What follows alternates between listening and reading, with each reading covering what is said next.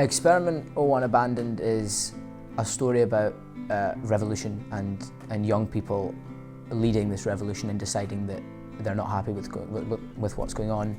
The government are mercilessly operating social experiments on people for what they claim is to study social behaviour, but it's more about controlling the populace, and these young people have decided that enough is enough. It was really interesting, sort of throwing ideas backwards and forwards, and every time someone had a new idea that hadn't necessarily been what everyone had had before, it sort of changed the idea, and so the sort of show as a whole is just slowly forming from all these little bits of ideas from the group. I thought it was really nice and showed how close we all are together, that we were all willing to contribute all our ideas, and then how they all were kind of similar but different in their own way.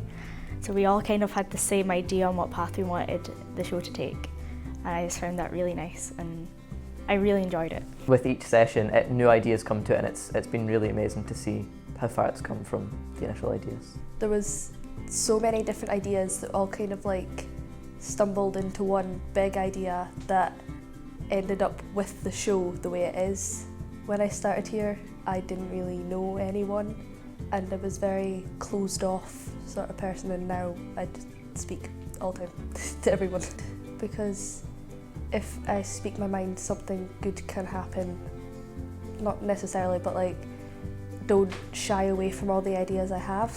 We knew we would be doing a piece in Mills Observatory, and so we took a visit up to Mills, and we decided that, well, it's an observatory, it's based around the stars, things like that, and we talked a lot about kind of constellations and things like that, and kind of what it was to be so insignificant, so small in a much grander scheme of things, and that led us to kind of tackling this idea of oppression and making a difference. I've enjoyed being able to act in places that aren't just the rep, like being able to act in the Mills and see how it changes how you perform and how you can use spaces differently.